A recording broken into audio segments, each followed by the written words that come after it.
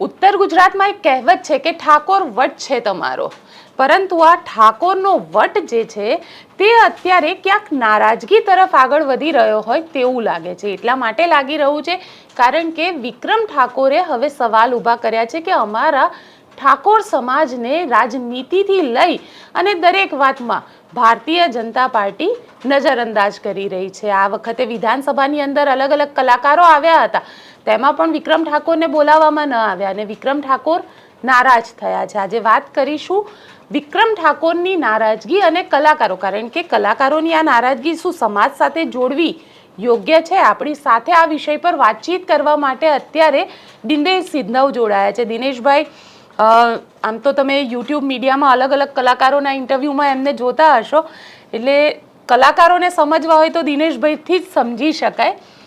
દિનેશભાઈ, વિક્રમ ઠાકોરનો interview તમે કર્યો, હું જોતી હતી.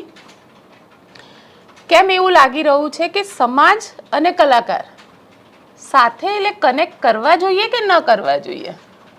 બહુ પ્રેક્ટિકલી વાત કરું, કારણ કે ઘણીવાર શું છે કે આપણે સમાચારની દુનિયામાં, એટલે અમારી પણ એક જમાત છે, આપણે કહીએ છીએ કે આપણે કોઈ જ્ઞાતિમાં નથી અને આપણે ન હોવા જોઈએ કોઈ જ્ઞાતિના, આપણે પત્રકાર હોવા જોઈએ, પણ આપણી પણ એક જમાત તો છે જેને આપણે પત્રકારની જમાત કહીએ છીએ, એટલે એનાથી આપણે બાકાત નથી. પણ તમને એવી તો ખબર હોવી જોઈએ કે તમે જ્યારે કલાકાર છો ત્યારે કોઈ જ્ઞાતિના નથી. એક્ઝેક્ટલી. તો એ વાતમાં હું કીર્તિદાનભાઈનું જે સ્ટેટમેન્ટ હતું એમાં હું સુર પુરાવું છું કે કલાકારની કોઈ જ્ઞાતિ ન હોવી જોઈએ.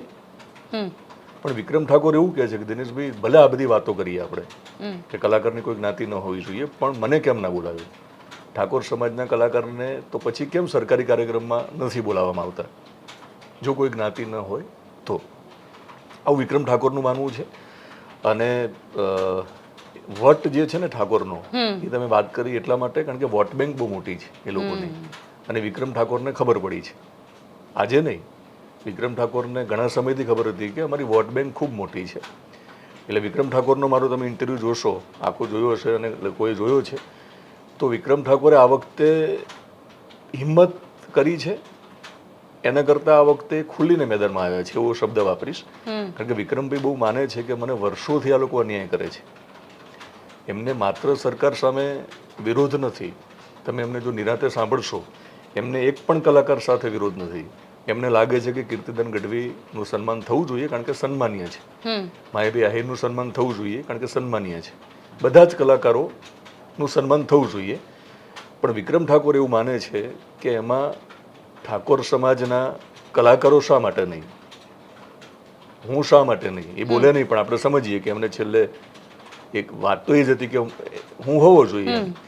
વિક્રમ ઠાકોરે પહેલી વાર કાલે મારા ઇન્ટરવ્યુમાં કહ્યું કે તમને નવાઈ લાગશે કે પહેલી વાર મને એમની જોડે વાંધો છે એવું નહીં, મને એક પણ સરકારી કાર્યક્રમમાં ક્યારેય બોલાવ્યો નથી. ગાંધીનગરમાં વસંત ઉત્સવ થાય છે, આપણને બધાને ખબર છે કે ગુજરાતભરમાંથી કલાકારો આવે છે. વિક્રમ ઠાકોર તો ગાંધીનગરમાં જ છે, તો હું શા માટે નહીં? સરકારનો એવોર્ડ આપવાની વાત આવે તો મારી ફિલ્મને એવોર્ડ શા માટે નહીં? એમાં આપણે વિક્રમ ઠાકોરનું સમર્થન ન કરવું જોઈએ, કારણ કે એની ક્રાઇટેરિયામાં ફિલ્મ નહીં આવતી હોય ને નહીં મળ્યું એવું આપણે માની લઈએ. પણ એમનો જે વિરોધ છે ને, એ એકચ્યુઅલી એમનો આ જે સૂર છે ને નારાજગીનો, એ સૂર તો ક્યારનો એમને રેલાવો હતો, પણ એમને લાગતું હતું કે રહેવા દો. એટલે મોકો મળ્યો ને ચોકો મારી દીધો. મોકો ઘણીવાર મળે એમ હતો, પણ એ એમનો જે નેચર છે, વિક્રમ ઠાકોરનો પોતાનો જે સ્વભાવ છે, એના કારણે માણસને લાગે છે કે આ મારે નથી કરવું, અને એ ચૂપ રહ્યા. પણ આ વખતે એમને લાગ્યું કે ચૂપ રહેવા જેવો મામલો નથી. તમે વિક્રમ ઠાકોરને ધ્યાનથી સાંભળશો તો એમને સરકાર સામે વાંધો નથી સીધી રીતે, શંકર ચૌધરી સામે પણ વાંધો નથી એમને. એ બહુ સ્પષ્ટ માને છે કે કોકે યાદી બનાવી હશે કે કલાકારોને વિધાનસભામાં બોલાવવા હોય તો કોણ બોલાવશે. રાઈટ. તો એમને મારા ઇન્ટરવ્યુમાં એવું કહ્યું છે કે મને ઘણા કલાકારો સામે વાંધો છે, મને એક ઓર્ગેનાઇઝર સામે પણ વાંધો છે, નામ નથી બોલે, સમજનારા કે સમજી લેશે. તો આખો મામલો એવો છે કે કોક રાજનીતિ કરે છે વિધાનસભામાં, જેમાં શંકરભાઈને પણ ખબર નહીં હોય, સીએમને પણ ખબર નહીં હોય. તો કલાકારો અને નેતાઓ વચ્ચે જે લોકો છે એ લોકો સામે વિરોધ, અમને વિક્રમભાઈને વાંધો છે. એટલે વિક્રમભાઈનો જે વાંધો છે તો આ વખતે આખી વાત જ્ઞાતિ ઉપર આવી છે. બહુ મોટી વોટ બેંક છે અને મારા એક સવાલના જવાબમાં એમને એવું કહ્યું પણ છે કે જરૂર લાગે તો ચૂંટણી લડવી નથી, એવું અત્યારે બોલતો નથી. એનો મતલબ એમને સંકેત આપ્યો છે કે જરૂર લાગશે તો વિધાનસભાની પાટલી ઉપર જઈને બેસવું છે. અચ્છા, વિધાનસભા એટલે વિક્રમ ઠાકોર ચૂંટણી લડવા મેદાનમાં ઉતરશે એમને જ્યારે એવું લાગશે કે ના લડવું છે તો, કારણ કે હવે લડવાના મૂડમાં છે. પણ વસ્તુ એ સમજવી છે દિનેશભાઈ તમારી પાસેથી, કેમ કે તમે બહુ જ બધા કલાકારોને મળો છો. એ કલાકારોને ઘણી બધી તમારી ઓફબીટ સ્ટોરીઝ, ઓફબીટ ઇન્ટરવ્યૂઝ મેં જોયા છે. એ લોકોને રાજનીતિ જોઈન કરવાની જરૂર કેમ લાગે છે? કારણ કે જોયું છે કે ભારતીય જનતા પાર્ટીનું જ્યારે જોઈનિંગ અભિયાન હોય તો કીર્તિદાન ગઢવી કલાકારો લઈ આવે ને એમાં એમને કેમ એવું લાગે છે કે જો ભારતીય જનતા પાર્ટીમાં નહીં હોય તો કાર્યક્રમો નહીં મળે? એમાં માનો કે તમે કીર્તિભાઈની વાત કરી જ છે તો આપણે એના અનુસંધાનમાં વાત કરું કે કીર્તિભાઈને પણ ઓફર તો થઈ જશે ને ભૂતકાળમાં. બિલકુલ, ઘણા બધા કલાકારોને થઈ હશે. રાજભા ગઢવીને પણ ઓફર થઈ હશે. કારણ કે ભાજપ હોય કે કોંગ્રેસ હોય, આ બહુ શરૂઆતથી આખો એક સિનારીઓ રહ્યો છે. પત્રકારોને પણ ઓફર થઈ જ છે ને ભૂતકાળમાં, નેશનલ લેવલે. અને ના પણ એટલે એવું કેમ કે પાર્ટીમાં નહીં હોય તો પછી એમનું કામ નહીં મળે, એમને ડાયરા નહીં મળે, એ સાયકોલોજી કેમ એવી? એ લોકોની એવી સાયકોલોજી હશે એવું આપણે માની લેવાની જરૂર નથી. હાલ સત્તામાં ભાજપ છે એટલે તમને અને મને, અથવા તો આપણે જ્યારે કોઈ વિડીયો બનાવશું તો ભાજપને શું લાગશે કે આપણે એમનો વિરોધ કરીએ છીએ. એકચ્યુઅલી આપણે સત્તા પક્ષનો વિરોધ કરીએ છીએ. સત્તા ઉપર બેઠેલા જે લોકો છે એનો વિરોધ કરીએ છીએ. તો સ્વાભાવિક છે કે આ જ કલાકારો અત્યારે કોંગ્રેસની સરકાર હોત તો સીધી વાત છે ને કે એવું તો ના કહેત ને કે અમને તમારી સામે વાંધો છે, અમે તમારી આઈડિયોલોજી સાથે સંમત નથી એટલે તમે અમને બોલાવશો નહીં, એવું તો છે નહીં. બિલકુલ. એટલે આખો મામલો એવો, કારણ કે કલાકાર પણ છેલ્લે માણસ છે, પત્રકાર પણ છેલ્લે માણસ જ છે. પણ પત્રકાર અને કલાકારની મોટી ફરજ એ છે કે આપણે જે બોલીએ લોકો સાચું માને છે, આપણું જે વર્તન છે એને જોઈને લોકો ઘણીવાર પ્રેરાય પણ છે. એ આપણી બહુ મોટી ફરજ છે કે આપણે બેલેન્સ કરવું જોઈએ. બેલેન્સ એટલે એ મિનિંગમાં કહું છું કે ક્યારેક કેટલાક કિસ્સામાં ડર લાગે છે એવું માની લેવાની જરૂર નથી. માનો કે કેશુભાઈ પટેલે મને પહેલી વાર ઇન્ટરવ્યૂ આપેલો 2004-5માં કે નરેન્દ્ર મોદી સામે મને વાંધો છે. એમને એરપોર્ટ ઉપર એવું કીધું હતું અહીંયા કે મિની ઇમરજન્સી ગુજરાતમાં છે, પણ કેમેરા સામે મારી સામે બોલ્યા હતા જુનાગઢના સર્કિટ હાઉસમાં. ત્યારે હું ઈટીવી ગુજરાતીનો રિપોર્ટર હતો. ઇન્ટરવ્યૂ પતી ગયો, મોટા સમાચાર હતા. કેશુભાઈએ મને કીધું કે આ બધું ઓફ ધ રેકોર્ડ હતું. તો મારી ફરજ શું હતી? તમે એને ન ચલાવી શકું. હું ન ચલાવું તો કે મેં ગદ્દારી નથી કરી, તોડ તો કર્યો નહોતો કે કેશુભાઈએ કીધું દિનેશ હવે રહેવા દે, તું માની જા. મને પ્રલોભન કેશુભાઈએ નહોતા આપ્યા, પણ મારે ત્યારે સમજવાની જરૂર છે કે ખરેખર જો કેશુભાઈને લાગતું હોય કે પોતે સભાન નહોતા બોલતી વખતે, એમને એવું લાગતું હતું કેમેરો તો બંધ છે તો મેં તું નહીં ચલાવું. જો તમને લાગતું હોય કે તમને ખરેખર ઓફ ધ રેકોર્ડ તમે મને કહી રહ્યા છો તો પત્રકારનો મતલબ એ નથી કે ગમે તે વસ્તુ બતાવી દેવી. એક્ઝેક્ટલી. એનો મતલબ એ નથી કે આપણે દ્રોહ કરીએ છીએ. તો એ જે બેલેન્સ કરવાની વાત છે ને, જાતે તમારે કરવાની વાત છે. કેશુભાઈ સાથે ચા પીધીને છેલ્લે લાગ્યું કે ના દિનેશ ચલાવ મને કે. પુરુષોત્તમ સોલંકીનો મેં ઇન્ટરવ્યૂ કર્યો પહેલી વાર જ્યારે હું સ્ક્રીન ઉપર દેખાણો. ત્યારે દાતરમાં એક કાંડ થયો હતો જુનાગઢમાં, અને એમાં દીકરી, ઠાકોરની દીકરી, કોળી સમાજની દીકરી નું મર્ડર થાય છે અને એક દીકરી સાથે બળાત્કાર થાય છે. અને એ વખતે પુરુષોત્તમ સોલંકી બહુ ખુલ્લીને કહેતા હું રાજીનામું આપી દઈશ. અને વોટ બેંક તો છે જ કોળી સમાજ, આખા બેલ્ટ બહુ મોટો છે દરિયા કિનારે. મને પહેલી વાર ઇન્ટરવ્યૂ આપ્યો જ્યારે હું સ્ક્રીન ઉપર પોતે દેખાયો, કારણ કે ત્યારે તો સ્ટ્રિંગર હતો એટલે હું શૂટિંગ કરતો. અહીંયા હું કોઈ કેમેરામેનને લઈને ગયો હતો. ઇન્ટરવ્યૂમાં મારો બીજો સવાલ હતો કે નરેન્દ્ર મોદીનો તમને ડર લાગે છે? તો કીધું કે મારો ભૂતકાળ મોદીને ખબર છે. પુરુષોત્તમભાઈ કે કીધું કયો તમારો ભૂતકાળ? તો કે મુંબઈમાં આમ હતો તેમ હતો. એમને તો બહુ નિખાલસતાથી વાત કરી અને એ જ હેડલાઇન હતી. ઇન્ટરવ્યૂ પત્યો એટલે મને કે હું જોઈ શકું ઇન્ટરવ્યૂ? એટલે કીધું પુરુષોત્તમ સોલંકી જોશે ને, સેન્સરશિપ આવશે તો મેં કીધું મને નહીં ગમે, તમારે જોવું હોય તો વાંધો નથી, કારણ કે તમે પુરુષોત્તમ સોલંકી છો. મને કે જવા દે દિનેશ. એટલે મારો મને એવું લાગે છે કે તમારે એક એવું નથી કે મારી પાસે આવી ગયું એટલે મારે રિલીઝ કરી દેવું છે. એક થોડીક સ્વતંત્રતા સામેવાળાની પણ છે. તો કલાકારોને આપણે એટલી સ્વતંત્રતા આપીએ કે આપણે પણ એવા જજમેન્ટલ ન બનીએ કે શા માટે આ લોકો સરકારની ચાપલૂસી કરતા હશે અથવા તો કરતા જ હશે એવું ના માની લઈએ, અને પ્રોગ્રામ મળે એટલા માટે જ ત્યાં જતા હશે એવું ના માની લઈએ. એવું પણ બને કે ઘણા બધા બીજા પ્રોગ્રામ ને છોડીને ત્યાં જવામાં નુકસાન પણ હોય, એવું પણ બની શકે. એ કલાકારોને જ ખબર હશે, એમની પીડા તો એ નહીં વ્યક્ત કરી શકતા હોય. એટલે એવું નથી કે એમને પૈસા મળતા હશે એટલે જ જતા હશે. પણ કેટલાક કલાકારને મારે કેવું છે, નામ નથી લેવું, કે અમારે જ્યારે તમારો ઇન્ટરવ્યૂ કરવો હોય ત્યારે તમારી પાસે સમય નથી હોતો. હું ફિમેલ સિંગરની વાત કરું છું ઘણી વાર, કારણ કે મેલ પણ ત્યાં હતા એટલે એવું લાગશે કે દિનેશ અમને કહે છે. હું તમને મોઢે કહી દઈશ કે એવું હશે ત્યારે. ફિમેલ સિંગરનો મારે ઇન્ટરવ્યૂ કરવો હોય તો તમારી પાસે સમય નથી, તમે સ્વતંત્ર છો, પણ ભાજપમાંથી ફોન આવે તો ત્યાં જવું છો. કે સરકાર અને પત્રકાર તમારા માટે સરખા હોવા જોઈએ. બિલકુલ, પણ સરકાર અને પત્રકાર સરખા હોવા જોઈએ. પણ હવે જો મારે પાછું ધ્યાન રાખવાનું છે કે હવે ત્યાં ગયા તો એમની મૂંઝવણ હશે, અને મને સમય નથી આપ્યો તો એવું છે કે દિનેશ તો ભાઈ છે, અમે કવર નથી કર્યું.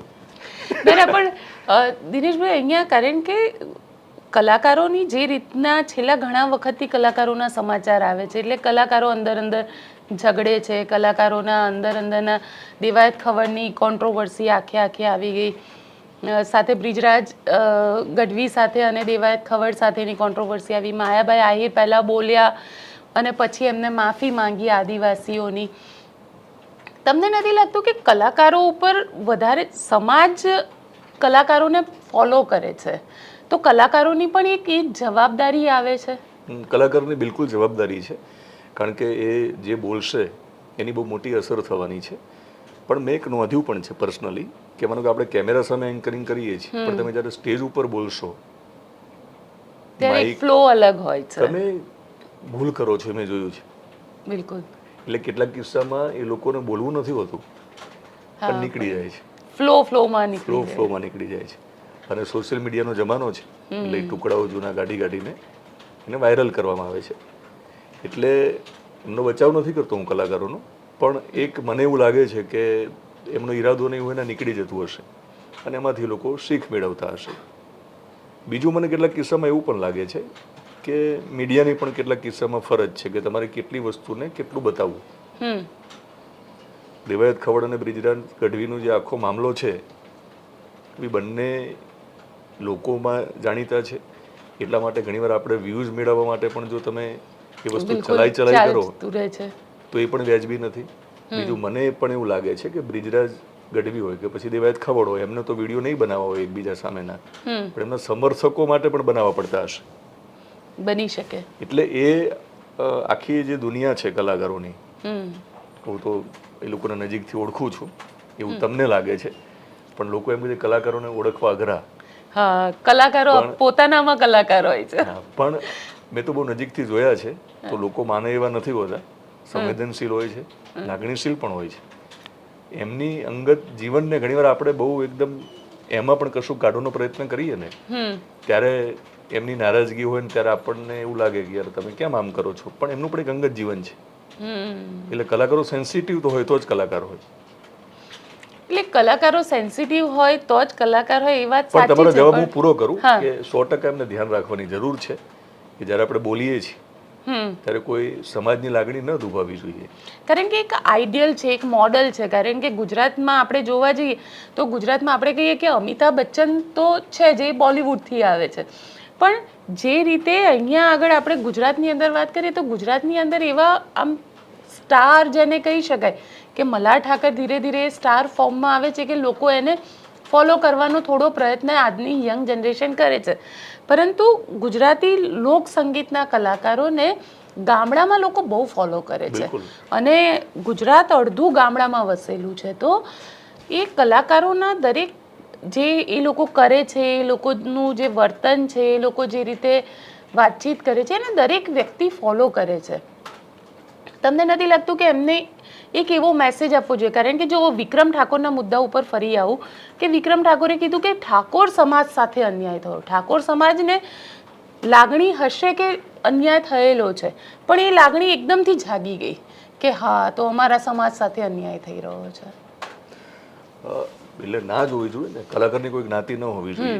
પણ વિક્રમ ઠાકોરના તમે ઓડિયન્સને જો સ્ટડી કરશો ને તો જ્યારે લોકો માનવા તૈયાર, ઇવન વિક્રમભાઈએ ખુદ કીધું કે દિનેશ હું પોતાની જાતને એક્ટર માનવા તૈયાર નહોતો, એક એંગલથી હું પોતાને એક્ટર નથી માનતો આજે પણ, તો આ લોકોએ મને એક્ટર બનાવવાનું નક્કી કર્યું શા માટે? અલ્ટિમેટલી પ્રોડ્યુસરને ખબર હતી કે ઠાકોર કોમ્યુનિટી જે છે એ ફિલ્મો જોવા સિંગલ થિયેટરમાં આવશે, બીજી બધી જ્ઞાતિના લોકોને મલ્ટીપ્લેક્સ જે છે ત્યાં જવું ગમે છે. ઠાકોર સમાજ એટલે એ જે પોકેટમાં છે ને ત્યાં સિંગલ થિયેટર હશે ને વિક્રમ ઠાકોર માટે ટ્રેક્ટરો ભરી ભરીને જવામાં એમને વાંધો નથી, કેવો દોર વિક્રમ ઠાકોરે જોયો છે. તો છેલ્લે પ્રોડ્યુસરને તો એમને રેવન્યુમાં એમને ઠાકોર ની ટિકિટ દેખાઈ હતી ને કે આટલા બધા લોકો છે ને, તો છેલ્લે વિક્રમ ઠાકોર તો ઠાકોર જ છે.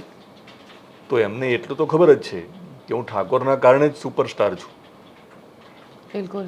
તો પછી એ રાજનીતિ વિક્રમ ઠાકોરને કરવી પડે તો એ કરી રહ્યા છે. કારણ કે જ્યારે એમની સામે રાજનીતિ થઈ રહી છે ત્યારે એમને એ શસ્ત્ર ઉપાડ્યું છે. એમને પણ ઠાકોર સમાજની જ વાત કરી છે. એમને ખબર છે કે હું ઠાકોર સમાજની વાત કરીશ તો કદાચ મારું વજન પડશે ત્યાં. એટલે આમ છે તો હું પર્સનલી તો માનું જ છું કે એમની કોઈ જ્ઞાતિ ન હોવી જોઈએ, કલાકારની કોઈ જ્ઞાતિ ન હોવી જોઈએ. પણ સવાલ એ છે ને કે ઠાકોર સમાજની વાત કરવામાં આવે તો અલ્પેશ ઠાકોર પણ એ જ સમાજમાંથી આવે છે, સાથે નવગણજી ઠાકોર હોય કે ગેનીબેન ઠાકોર હોય. અલ્પેશ ઠાકોરે પણ કદાચ વિક્રમ ઠાકોર સાથે વાતચીત કરી છે અને વિક્રમ ઠાકોરે એવું કીધું છે કે અમે એક મીટિંગ કરીશું અને પછી હું મારો મત આપીશ. પણ રાજનીતિની અંદર, કારણ કે જ્યારે વોટ બેંક તમારી આટલી આવતી હોય અને એ પણ ઉત્તર ગુજરાત આવતું હોય, ભારતીય જનતા પાર્ટી પાસે એવા ઠાકોર નેતા ગણ્યા ગાંઠ્યા છે. તમને લાગી રહ્યું છે કે વિક્રમ ઠાકોર એક બેટર ઓપ્શન બની શકે? વિક્રમ ઠાકોરે રાજનીતિમાં આવે તો? વિક્રમ ઠાકોર રાજનીતિમાં આવશે તો અઘરું આ લોકોને પડશે. એટલા માટે કે વિક્રમ ઠાકોરને આજે બહુ લોકોમાં એના જે યુવાનો છે એને ફોલો કરે છે. અને વિક્રમ ઠાકોરની નારાજગી અલ્પેશભાઈને લઈને છે. તમે ઇન્ટરવ્યુ જોયો હોય તો એમને કીધું કે અલ્પેશભાઈએ શંકર ચૌધરીનું ધ્યાન કેમ ના દોર્યું? બિલકુલ. પછી પણ દોરવું હતું ને. એમને કીધું કે અલ્પેશભાઈએ, મેં પૂછ્યું કે તમને અલ્પેશભાઈ સાથે તમારે વાત થઈ તો શું થયું? તો અલ્પેશભાઈએ વિક્રમ ઠાકોરને એવું કીધું હું ત્યારે હાજર નહોતો, મને ખબર નથી. ચલો પછી તો તમને ખબર પડી. બીજું વિક્રમ ઠાકોરે એવું કીધું કે આ બધા જ જે કલાકારોનું તમે સન્માન કર્યું એ ઘરે તો બેઠા નહોતા, કોઈ બહુ જાણીતા કલાકારો છે એટલે એમની તારીખ મેળવવી ખૂબ અઘરી છે. રાતોરાત બધું થયું હશે એવું માની લેવામાં આવતું નથી, કારણ કે ઘણા બધા કલાકારો એક સાથે ના આવે, ઘણી બધી લાગણી હોય એકબીજા પ્રત્યે. આમ છતાં ઘણા કલાકારો એકબીજાના પ્રસંગમાં પણ ન જઈ શકે કારણ કે ક્યાંક ડેટ લઈ લીધી હોય છે. તો એક સાથે આટલા બધા કલાકારો તમને કેમ મળ્યા? એનો મતલબ તમારું પ્લાનિંગ પહેલાથી હતું.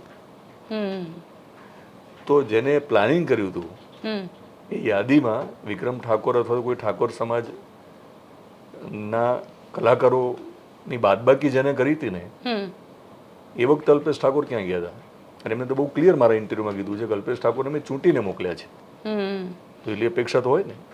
પણ એવું તો નથી ને કે ઠાકોર સમાજ, પહેલેથી એવું માનવામાં આવે છે કે ઠાકોર સમાજ એ કોંગ્રેસની વોટ બેંક છે, એટલે ભારતીય જનતા પાર્ટી જે છે એ ઠાકોર સમાજને એટલે પણ ઇગ્નોર કરી રહી છે, કારણ કે એ વર્ષોથી ટ્રેડિશનલી ઠાકોર સમાજ એ કોંગ્રેસની વોટ બેંક રહી છે ગુજરાતમાં. આમાં હું એવું કહું છું કે ભાજપ અથવા તો સરકાર એ ઇગ્નોર નથી કરતી.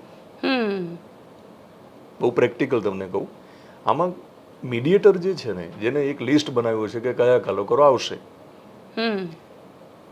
એ રાજનીતિ કરી રહ્યા છે. ભાજપ, કોંગ્રેસ કે કોઈ પણ હોય, આજે એક મતની જ્યારે કિંમત હોય છે તો ભાજપ શા માટે કોંગ્રેસ નારાજગી વોરે ઠાકોર સમાજની? તો બહુ ક્લિયર મેસેજ છે. વિક્રમ ઠાકોર નામ નથી બોલી રહ્યા, ધીમે ધીમે કદાચ એ ખુલ્લીને બોલવાનું શરૂ કરશે તો કેટલાક લોકોના નામ સામે આવશે કે જે લોકો સરકારની નજીક હોવાની વાતો કરીને એક એમની યાદી બનાવી છે કલાકારોની કે એના સિવાય કોઈને ત્યાં એ લોકો નહીં એન્ટ્રી આપે. એટલે એમને વાંધો જ નથી. કારણ હું નથી માનતો કે ભાજપે જાણી જોઈને આ કર્યું હોય. શંકરભાઈ જાણી જોઈને કર્યું, કારણ કે શંકરભાઈને ખબર જ નહીં હોય. શંકરભાઈને કહેવામાં આવ્યું હશે કે આ કલાકારો આવવાના છે તો વેલકમ. અને ઘણી બધી વખત એવું થતું હોય છે કે મોટા પદ પર બેઠેલા લોકોને ખબર જ નથી હોતું નીચે શું રંધાઈ રહ્યું છે. તમે કેટલા સમયથી ભાજપને કવર કરો છો? 22-25 વર્ષથી. ઓકે, એ લોકોની જે સોશિયલ મીડિયા ટીમ છે કમલમમાં, એ લોકો સીએમ સાથે મીટિંગ કરાવે છે, તમને ખ્યાલ હશે. ઇન્ફ્લુએન્સર સાથે મીટિંગ કરાવે છે. મીટિંગ કરે. એ યાદીમાં છો તમે? ના, હું નથી. હું પણ નથી. સમજ્યા તમે? સબસ્ક્રાઈબર મારા છે, મારું પોતાનું ઓડિયન્સ છે, સીએમ આપણને મળે પણ છે, તો હું નથી. ટ્રુ. જે લોકો છે એ લોકોને આપણે નીચા નથી દેખાડવા, પણ તમે જુઓ તો તમને એવું લાગે કે એ હોવા છતાં તમે કેમ નથી. તો વિક્રમ ઠાકોરને જેમ ખોટું લાગ્યું એમ આપણને બંનેને લાગવું જોઈએ, પણ એટલા માટે ન લગાડવું જોઈએ કે આપણે એ લોકો પત્રકાર આપણને છીએ, ઇન્ફ્લુઅન્સ કરવાની તાકાત નથી ધરાવતા, અને આપણે પત્રકાર છે ભાઈ, influencer આપણું ભલે કામ હોઈએ, કરીએ છીએ. આપણે ઇન્ફ્લુએન્સર ભલે હોઈએ, પણ એ લોકો ઇન્ફ્લુએન્સર તરીકે આપણને ત્યાં નથી બોલાવતા. તો આમાં સીએમ ને તો ખબર નહીં હોય. વાત સાચી છે. સીએમ ને ખબર જ નહીં હોય કે લિસ્ટમાં કોણ છે. યાદી કોને બનાવી? યાદી બનાવવા વાળાને ગોપીબેન જોડે વાંધો હશે, દિનેશ સાથે વાંધો હશે, દેવાંશી સાથે વાંધો હશે. પણ હું તમને કહું દિનેશભાઈ, ઘણી બધી વખતે મેં એ વસ્તુ જોયું છે કે સીએમ ને તો વાંધો જ નથી હોતો આપણી સાથે વાત કરવામાં, પણ એમની અંડરમાં કામ કરનારા લોકો એવું માનીને બેસી જાય છે કે કદાચ સીએમ ને ખરાબ લાગશે તો આ લોકો આવશે તો, અને એટલા માટે થઈને જે લોકો ઇગ્નોર કરી દે છે. હું એ જ કહું છું, હું શંકર ચૌધરીની વકીલાત નથી કરતો, એમનો બચાવ નથી કરતો, પણ સેમ વસ્તુ આમાં લાગુ પડે છે. જેમ એ લોકોને ખબર નહીં હોય, આજે કદાચ પહેલી વાર વિડીયો જોવે તો ખબર પડશે કે ઇન્ફ્લુએન્સરની યાદીમાં આપણે બંને નથી, તો નુકસાન કોને છે? ઓફકોર્સ એમને જ છે. અને સારું છે કે આપણે નથી. અને એવું નથી કે હવે કાલે કદાચ બોલાવે ને આપણે કોઈ સરકારની વાતો લોકો સુધી લઈ જવા મીડિયેટર બનવું પડે તો બનીશું. મોરારી બાપુને ઘણા બધાને મળવું હશે, મોરારી બાપુએ નક્કી નહીં કર્યું કે મારે બધાને નથી મળવું, પણ આજુબાજુના લોકો કે બાપુ નહીં મળે. હા, વાત સાચી છે. બાપુના મોટા દીકરીએ સંદેશ જ નથી પહોંચતો. બાપુના મોટા દીકરીએ મને કીધું દિનેશભાઈ તમારો અવાજ બાપુને બહુ ગમે છે. બાપુ ઈચ્છે છે કે તમે ક્યારેક ઇન્ટરવ્યુ કરો. તો મીડિયેટરને મેં ઘણી વાર કીધું છે, પણ એ બાપુ સુધી સંદેશ જ નથી પહોંચતો. અચ્છા, હવે આ વાતનું સોલ્યુશન તમને શું લાગી રહ્યું છે? કારણ કે વિક્રમ ઠાકોર તો કહી રહ્યા છે કે અમે રવિવારે એક મીટિંગ બોલાવીશું અને વાતચીત કરીશું, સરકારમાં પણ અમારી વાતચીત થશે ને બધું. તમને શું લાગે છે આ વાતનું સોલ્યુશન શું હોઈ શકે? સોલ્યુશન મને લાગે છે આપણે લાવવું જોઈએ. આપણે થોડુંક ઇન્વેસ્ટિગેશન કરવાની જરૂર છે મીડિયા તરીકે, કે યાદી કોણ બનાવે છે, કોણ નજીક છે સરકારની એવી વાત કરે છે, એમને શું મળે છે, સરકારની તિજોરીમાંથી કયા પૈસા જઈ રહ્યા છે. સમજ્યા તમે? મેં તો ત્યાં સુધી સાંભળ્યું છે કે કમલમમાં, માનો કે તમારા ગામમાં તમારે ડાયરો કરવો હોય, કોઈ કાર્યક્રમ કરવો હોય, તો મને પરમ દિવસે જ ખબર પડી, મને ખબર નહોતી કે તમારે કમલમમાં કહેવાનું. હવે આમાં મને સાચું ખોટું ખબર નથી, મારી પાસે ઇન્ફોર્મેશન છે. તો ત્યાંથી તમને એ લોકો એક રસ્તો બતાવે કે આ કલાકાર તમારે ત્યાં પરફોર્મ કરવા આવશે. હવે બે વસ્તુ છે કે કોઈ પણ પાર્ટીને પોતાના કાર્યકરોને સાચવવાના હોય, એના આગેવાનને સાચવવાનો હોય, તો જે તે આગેવાનનું પોતાના ગામમાં સારું દેખાય એના માટે આગેવાને શું કર્યું હોય? કમલમમાં કીધું હોય.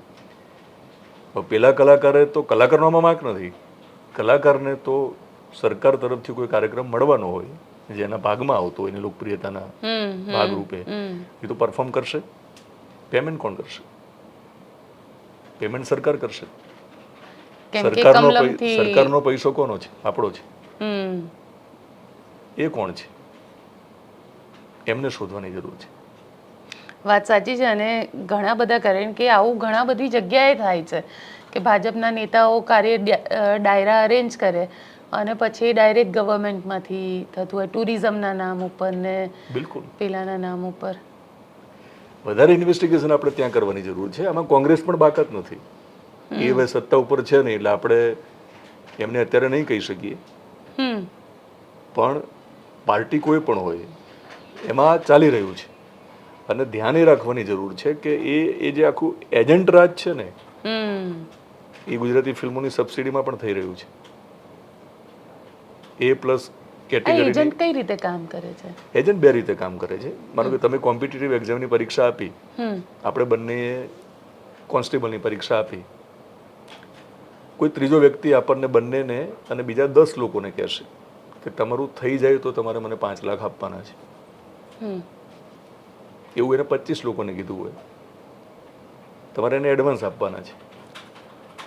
પછી જે થવાનું હશે તો જ થશે. એમાંથી 5 જણનું થશે હા એટલે 5 જણને શું લાગશે? કે આમને કરાવી દીધું. આમને કરાવ્યું હશે. 10 જણને પાછા આપવાના છે. એક વસ્તુ આ પણ હોઈ શકે. બીજું, એ 5 જણનું જે થયું હશે એમાંથી 2 જણનું સેટિંગ પણ થયું હશે. એટલે 2 વસ્તુ થતી હશે કે ગુજરાતી ફિલ્મની જે સબસિડી મળે છે એમાં સેટિંગ પણ થતું હશે, એનું પર્સન્ટ રેશિયો ઓછો હશે. પણ કેટલાક એજન્ટો એવી વાત કરે કોઈ પ્રોડ્યુસરને કે હું તમને ગાઈડ કરીશ. આ લોકો ગાઈડ કરવાનો શબ્દ વાપરે છે. ઓકે. કે શું કરવાથી, કઈ પ્રોસેસ કરવાથી તમને સબસિડી મળે ગુજરાતી ફિલ્મમાં. અને એ પ્લસ સબસિડી માટે 65 લાખ મળે છે. 65 લાખ રૂપિયા મળે છે. ખબર છે તમને? ના. આવું ઇન્વેસ્ટિગેશન કરવાની જરૂર છે. એ 65 લાખ આપણા છે. ફિલ્મો બનાવે છે પોતાના માટે, કમાણી માટે, ગુજરાતી ભાષાને બચાવવાની વાતો કરે છે અને પૈસા એમના ખિસ્સામાં જઈ રહ્યા છે. એટલે તો આ તો એક બહુ મોટું સ્કેમ કહેવાય. બહુ ચાલે છે સ્કેમ. અને એમાં પણ આ કલાકારો હશે ઇન્વોલ્વ? કલાકારો ઇન્વોલ્વ નહીં હોય, એવું તમને એમ કહું છું. ઓકે. કલાકારો સીધી રીતે ઇન્વોલ્વ નહીં હોય, પણ તમારે મારે ફિલ્મ બનાવવાની હશે પ્રેક્ટિકલી, એટલે આપણને પહેલો વિચાર શું આવશે કે સબસિડી મળે એના માટે શું કરવાની જરૂર છે? તો સરકારને ગમે એવો વિષય પસંદ કરો, સરકારની યોજનાઓને ક્યાંક આવરી લો, એવું એ તમે પ્રયત્ન કરવાના. એક્ઝેક્ટલી. આ સિવાય બધું કર્યા પછી પણ સબસિડી અટવાતી હોય, તમારા સુધી મોડું થતું હોય, તો શું કરવાનું? એ પ્લસ ગ્રેડની તો પછી ચર્ચા જ નથી કરતા, પણ તમને માનો કે નીચેના ગ્રેડમાં 35 લાખ મળવાના હોય, ત્યાં પણ મોડું થતું હોય, એટલે માણસ શું કરવાનું? આવા લોકોની વાત માની લેશે. અને બરાબર છે. એટલે ક્યાંક તો ખોટું થઈ રહ્યું છે. હવે જે લોકો કમિટીમાં છે એ પણ બધા મને ઓળખે છે, તો એવું નથી કે હું એમને ઉપર જ આરોપ મૂકી રહ્યો છું, પણ એમની ફરજ છે કે આવી ચર્ચા ચાલી રહી છે ત્યારે એ લોકોએ કાં ખુલ્લીને એક વિડીયો બનાવવો પડે કે ટ્રાન્સપરન્ટ છે બધું, તમારે કોઈ લોકોની વાતમાં આવવાની જરૂર નથી, તમારી ફિલ્મ લાયક હશે તો તમને આ ગ્રેડ મળશે. વિક્રમ ઠાકોરે કીધું કે મને એવોર્ડ નથી મળ્યો મારી ફિલ્મ માટે, સરકારી એવોર્ડ મને નથી મળ્યો. એને આરોપ મૂક્યો કે એવોર્ડ વેચાય છે. એટલે મને એવું લાગે છે કે જયારે બધા મામલા આપણી સામે આવે છે, કલાકારોની મર્યાદા છે, કારણ કે લોકો બહુ ધ્યાન રાખીને એમને બોલવું પડતું હોય છે, એટલે આપણે પછી એ જ મુદ્દાને પકડી રાખીએ. પણ આ આપણે હવે કરવાની શું જરૂર છે કે એમનું સમાધાન થઈ જાય, વિક્રમ ઠાકોર માની જાય, બધું પતી જાય, રાજકારણમાં આવે ના આવે પછીની વાત છે, પણ આપણે ફોલોઅપ સ્ટોરી કરવાની જરૂર છે. 100% કે કોણ યાદી બનાવે છે કલાકારોની, કે આટલા કલાકારો જ સરકાર સુધી નજીક જવા જોઈએ. શંકરભાઈને આમાં શંકરભાઈ જોડે રાજકારણ કરી ગયા છે આ લોકો, એવું બને ને? પણ કદાચ એ વાતમાં શંકરભાઈએ પણ ઇન્વેસ્ટિગેશન કરવું જોઈએ કર્યું કે જશે. કેમ આવું થઈ રહ્યું હવે શંકરભાઈએ કર્યું હશે, કારણ કે આખો મામલો જ્યારે સામે આવ્યો છે ત્યારે કારણ કે શંકરભાઈને તો વધારે ઇફેક્ટ કરશે. બનાસકાંઠા છે, ઠાકોર ચૌધરી વોટ બેંક છે આખી, એટલે સૌથી વધારે એમને અસર કરશે. બિલકુલ. વિક્રમ ઠાકોરનો આ પ્લસ પોઈન્ટ એ છે કે એમને ખરેખર બહુ હિન્ટ આપી છે તમને કે ભાઈ શંકરભાઈ જોડે મને વાંધો નથી, મને કલાકારો સામે વાંધો નથી, મને ખાલી અલ્પેશ ઠાકોર જોડે વાંધો નથી, પણ અલ્પેશ ઠાકોર જોડે અપેક્ષા હતી તમે કેમ ના બોલ્યા. એટલે એમને શંકરભાઈને હિન્ટ આપી દીધી છે કે કોણ યાદી બનાવે છે તમે ધ્યાન રાખો. અલ્પેશ ઠાકોરને પણ હિન્ટ આપી, કારણ કે અલ્પેશભાઈનો વાંક એટલા માટે નહીં હોય આમાં કે એને ખબર જ નહીં હોય. હા, કદાચ બની શકે કોણ આવશે ને ક્યારે મળશે. એવું પણ બને કે બાકીના કલાકારોને પણ અચાનક કહેવામાં આવ્યું હોય, એમને ખબર નહીં હોય, એમનો એક એવો પ્લાન નહીં હોય કે ભાઈ વિક્રમભાઈ નથી લઈ જવા. શું કામ ના લઈ જાય વિક્રમભાઈને? લોકો શું કામ ના લઈ જાય? એટલે વચ્ચે કોક છે સરકાર અને વિક્રમ ઠાકોરની વચ્ચે જે શકુની ભૂમિકામાં છે, એ શકુની શોધવાની જરૂર છે. આખું જે મહાભારત છે ને એમાં શકુનીને શોધવાની જરૂર છે. અને એ શકુની મળશે તો કદાચ આ મુદ્દાનો અંત પણ સરકારને મળી જશે. અને એક મોટી વોટ બેંક તો છે જ ઠાકોર સમાજ. હું તો એવું કહું છું કે જે પૈસા જઈ રહ્યા છે ને સરકારની તિજોરીમાંથી, એની ચિંતા આપણે કરવા માટે એનું ફોલોઅપ લેવાની જરૂર છે. બિલકુલ લઈશું. બહુ ઓછા લોકોને ખબર છે કે કેટલી કેટલી રકમ અપાય છે, તો એ પણ જોવું પડશે ને આપણે. કે સરકારની તિજોરીમાંથી તમે સબસિડીના નામે તમે જે કંઈ પેમેન્ટ કરી રહ્યા છો, આટલા બધા કાર્યક્રમો ચાલે છે સાંસ્કૃતિક, તો એની કેટલી રકમ આખા વર્ષની થતી હશે? અને જે કલાકારોને કાર્ડ મળ્યા છે કલાકાર તરીકેના વિભાગ તરફથી, એવા કલાકારો માટે તો મને લાગતું નથી કંઈ થતું હોય. જે લોકો ઉંમરલાયક કલાકારો થઈ ગયા હશે, એમના ઘરે પૈસા જતા હશે કે નહીં સરકારને ખબર નથી. એ પણ એક સવાલ છે. અને કલાકારોની પરિસ્થિતિ અત્યંત દયનીય થઈ જાય છે જ્યારે એમની ઉંમર થઈ જાય છે. એટલે આમાં એક કલાકારનો વાંક નથી. એવું નથી કે માયા વિમન ઓળખે છે એટલા માટે કહું છું, કીર્તિ વિમન ઓળખે છે એટલા માટે કહું છું, બરાબર ને? પણ એ લોકો સાથેની મારી ઓળખ એવી છે કે એમને ખબર છે કે દિનેશ પત્રકાર છે, એટલે સાચું બોલશે જરૂર લાગે ત્યારે. પણ આમાં ખરેખર કલાકારોને ખબર નહીં હોય, એટલે બધા એક્ટિંગ શિડ્યુલમાં એ લોકો જીવે છે કે એમને થયું કે ભાઈ ઓકે સરકારમાંથી આમંત્રણ છે, જઈ આવીએ ચાલો. અને કદાચ પૂછ્યું પણ નહીં હોય કે કોણ આવે છે, કોણ નથી આવતું, બરાબર? હવે એ લોકો ધ્યાન રાખશે કે ભાઈ તમે ખરેખર આવું જુઓ, બેલેન્સ કરો, આવું ના કરશો, એવું પણ કહ્યું હશે. કલાકારોનો વાંક નથી આમાં, શંકરભાઈનો વાંક નથી, અલ્પેશ ઠાકોરનો વાંક નથી. મને ત્યાં સુધી કદાચ સિચ્યુએશન એવી ક્રિએટ થઈ શકોનીને શોધવાની જરૂર છે, અને પરિસ્થિતિ એવી ક્રિએટ થઈ કે આ આખો વિવાદ ઊભો થયો. બિલકુલ બિલકુલ દિનેશભાઈ સ્પષ્ટ માને છે કે શકુનીને શોધવાની જરૂર છે, અને હવે કદાચ સરકારે શકુનીને શોધી શકશે. જોઈએ, આશા રાખીએ કે આ વિક્રમ ઠાકોરનો જે મામલો છે એની અંદર વિક્રમ ઠાકોર હવે શું, કારણ કે રવિવારે બધા જ જે ઠાકોર સમાજના આગેવાનો અને કલાકારો છે તેમની સાથે એક મિટિંગ પણ આયોજિત કરવામાં આવી છે. એટલે જોઈશું હવે આગળ વિક્રમ ઠાકોર શું લે છે. પરંતુ હા, એટલું ચોક્કસ છે કે રાજનીતિમાં આવવાનો વિચાર વિક્રમ ઠાકોરને ચોક્કસથી આવી ગયો છે. આપ શું માનો છો? વિક્રમ ઠાકોરે રાજનીતિમાં આવવું જોઈએ કે ન આવવું જોઈએ? મને કોમેન્ટ બોક્સમાં ચોક્કસથી લખીને જણાવજો. અને અમારી ચેનલ નિર્ભય ન્યૂઝને લાઇક, શેર અને સબસ્ક્રાઇબ કરવાનું ભૂલશો નહીં. આભાર.